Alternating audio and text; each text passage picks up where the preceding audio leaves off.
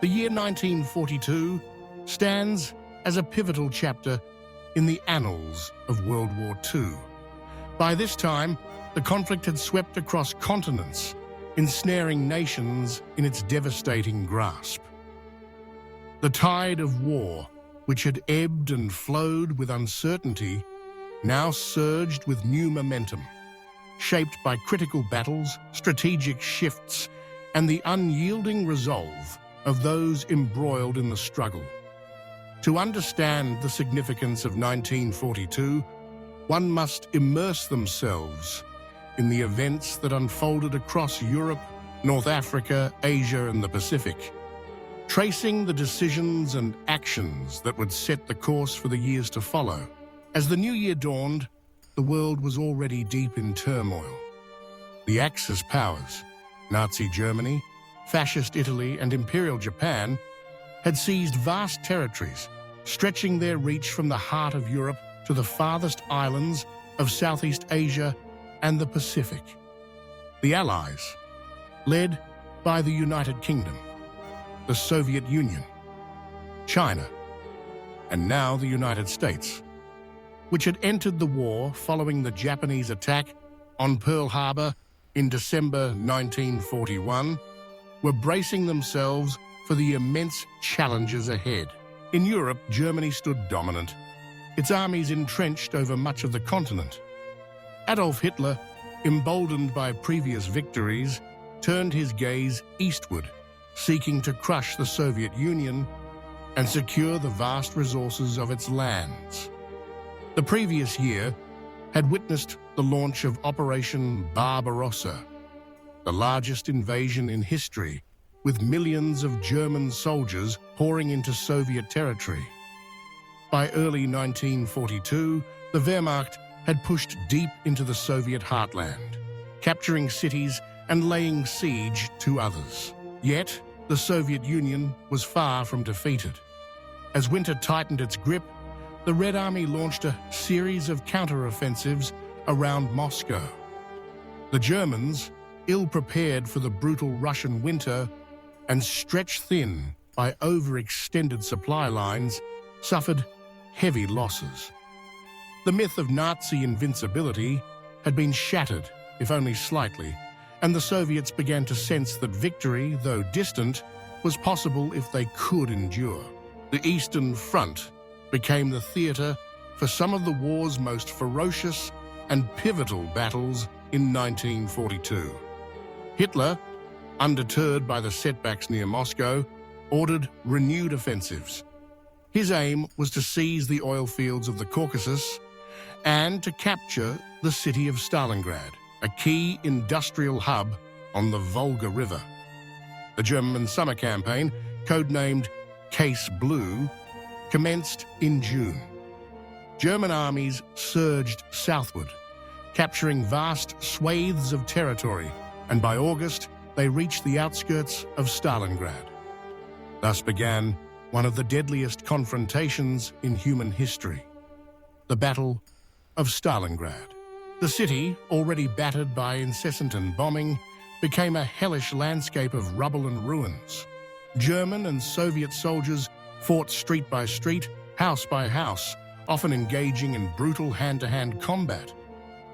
The Soviets, under the command of General Vasily Chuikov, clung stubbornly to every inch of the city. Reinforcements and supplies flowed across the Volga at night, under constant fire. As autumn turned to winter, the battle raged on, with neither side willing to yield. The fate of Stalingrad, and perhaps the entire Eastern Front, hung in the balance. Meanwhile, in North Africa, the war took on a different character. Here, the arid deserts became the stage for a relentless contest between the British Eighth Army, commanded by General Bernard Montgomery, and the formidable Afrika Korps, led by Field Marshal Erwin Rommel, known as the Desert Fox. Rommel had achieved a series of stunning victories, pushing the British back toward Egypt and threatening the Suez Canal, a lifeline for the British Empire. The tide began to turn. in mid-1942 as the British, bolstered by American supplies and reinforcements, mounted a determined defense. The First Battle of El Alamein, fought in July, halted Rommel's advance. For weeks, both sides dug in, each awaiting the moment to strike. In October, Montgomery launched a massive counter-offensive, the Second Battle of El Alamein. The battle was fierce and costly, but the British eventually broke through, forcing Rommel into a long retreat across Libya. The victory at El Alamein marked a crucial turning point, ending the Axis threat to Egypt and the Canal, and signaling a shift in momentum in the Mediterranean theater. Across the Atlantic, the United States had mobilized with astonishing speed, following the shock of Pearl Harbor. American industry pivoted to a wartime economy, producing tanks, aircraft, ships, and munitions on an unprecedented scale. Troops were trained and dispatched to distant battlefields, their arrival bolstering Allied resolve. The U.S. Navy, in particular, faced a daunting challenge in the Pacific, where Japanese forces had swept through Southeast Asia, capturing the Philippines, Malaya, Singapore, and the Dutch East Indies. Japan's conquests seemed unstoppable. The fall of Singapore in February 1942, described by British Prime Minister Winston Churchill as the worst disaster in British military history, sent shockwaves through the Allied world. Hundreds of thousands of Allied troops were taken prisoner, and Japanese forces pressed on, threatening India and Australia. In the Philippines, American and Filipino soldiers mounted a valiant but doomed defense on the Bataan Peninsula and the island fortress of Corregidor. The infamous Bataan Death March followed, with thousands dying from starvation, disease, and brutal treatment. Yet, the Allies would not remain on the defensive for long. In the spring of 1942, critical battles at sea began to shift the balance. The Battle of the Coral Sea in May marked the first time that a Japanese advance had been checked. Fought entirely by aircraft launched from carriers, neither fleet sighted the other directly, signaling the dawn of a new era in naval warfare. Although technically a draw, the battle blunted Japan's drive toward Australia. The turning point came in June at the Battle of Midway. American codebreakers, having intercepted Japanese plans, enabled Admiral Chester Nimitz to set a trap for the Japanese fleet. In a stunning reversal, American dive bombers sank 4 Japanese aircraft carriers, crippling Japan's offensive capabilities. The victory at Midway shifted the strategic initiative in the Pacific to the Allies, laying the groundwork for a long and arduous campaign of island hopping that would, in time, bring them closer to the Japanese homeland. Across the vast expanse of the Soviet Union, the struggle against the Nazis continued with unrelenting ferocity. As the Germans pressed their attack toward the Caucasus and Stalingrad, the Soviets mounted desperate defenses. The Battle of Stalingrad became a symbol of resistance and determination. Civilians and soldiers alike endured unimaginable hardship, with food and supplies scarce, and the city reduced to ruins. The German Sixth Army under General Friedrich Paulus pressed forward, but the Soviet defenders refused to yield. In November, the Soviets launched Operation Uranus, a massive counter-offensive designed to encircle the German forces in Stalingrad. Soviet armies struck at the weaker Romanian and Italian units guarding the flanks of the German positions, breaking through and surrounding more than 250,000 Axis troops. The besieged soldiers faced starvation and freezing temperatures, but Hitler forbade any retreat.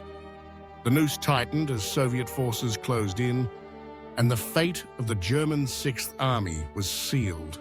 Elsewhere, the broader war continued to reshape the world.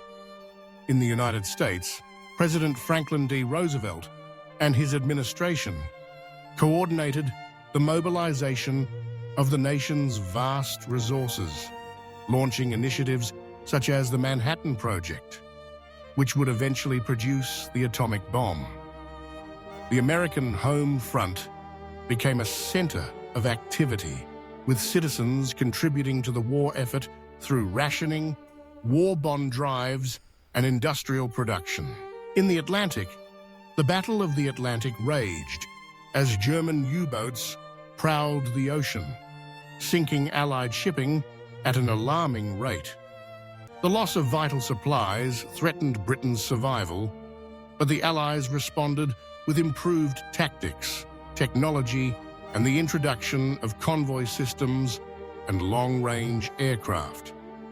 Gradually, the tide turned, and the relentless threat of the U-boats began to wane. The war also brought unspeakable suffering to millions of civilians. In occupied Europe, Nazi policies of repression and extermination intensified.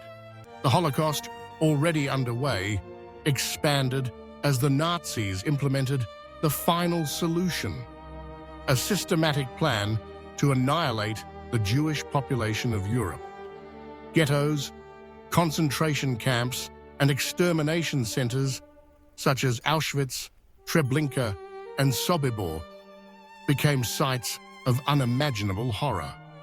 Resistance movements sprang up, risking everything to fight against tyranny and save lives, but the scale of the atrocities defied comprehension. In Asia, China continued its long struggle against Japanese occupation.